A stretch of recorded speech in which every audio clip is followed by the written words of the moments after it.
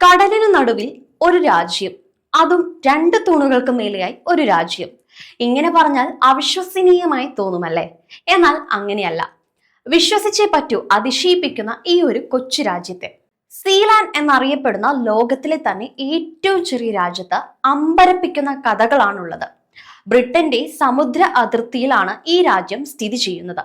രണ്ടാം ലോക മഹായുദ്ധകാലത്ത് മിലിറ്ററി ആവശ്യങ്ങൾക്കായി കടലിന് നടുവിലായി നിർമ്മിച്ച ഒരു കോട്ടയാണിത്. 1960കളുടെ കാലഘട്ടത്തിൽ ബ്രിട്ടീഷ് ആർമിയുടെ മേജർ ആയിരുന്ന റോയ് ബർട്ടേഴ്സ് ഇത് കയ്യേറുകയും പിന്നീട് സീലാൻഡ് എന്ന പേരിൽ ഒരു സ്വതന്ത്ര രാജ്യം പ്രഖ്യാപിക്കുകയുമായിരുന്നു. ഒരു ബാസ്കറ്റ്ബോൾ മൈതാനത്തിന്റെ മാത്രം വലുപ്പമുള്ള ഈ രാജ്യത്ത് രാജാവും രാജ്ഞിയും ഉൾപ്പെടെ മൊത്തത്തിൽ 27 പേര് മാത്രമാണ് ഉണ്ടായിരുന്നത്. ഈ കൊച്ചു രാജ്യത്ത് സ്വന്തമായി ജയിൽ, സ്റ്റാമ്പ്, പാസ്പോർട്ട്, നാണയം, പതാക, എന്തിനേറെ ദേശീയ ഗാനം വരെ ഇന്ന് ഈ സീലാൻഡിലുണ്ട്. പക്ഷെ എല്ലാം ഉണ്ടെങ്കിലും ഇവയുടെ ഉപയോഗം ശൂന്യമായിരുന്നു.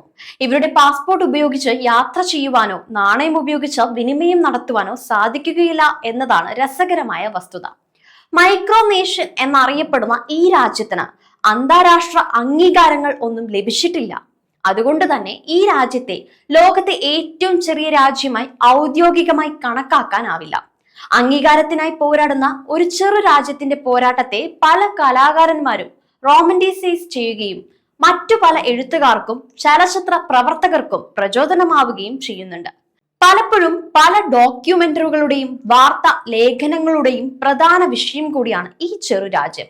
സീലാൻഡ് പ്രിൻസിപ്പാലിറ്റി ഒരു സ്വതന്ത്ര പരമാധികാര രാഷ്ട്രമാണെന്ന് അവകാശപ്പെടുന്നുവെങ്കിലും മിക്ക രാജ്യങ്ങളും സീലാൻഡിനെ അന്താരാഷ്ട്ര നിയമപ്രകാരം പരമാധികാര രാഷ്ട്രമായി അംഗീകരിക്കുന്നില്ല.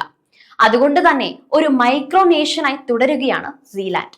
എന്നിരുന്നാലും കടലിന്റെ നടുക്കുള്ള ഈ കുഞ്ഞു രാജ്യത്തിന് ദീർഘകാലത്തേക്ക് നിലനിൽക്കാൻ കഴിയുമോ ഇല്ലയോ എന്നത് ഒരു ചോദ്യമായി തന്നെ തുടരുകയാണ്.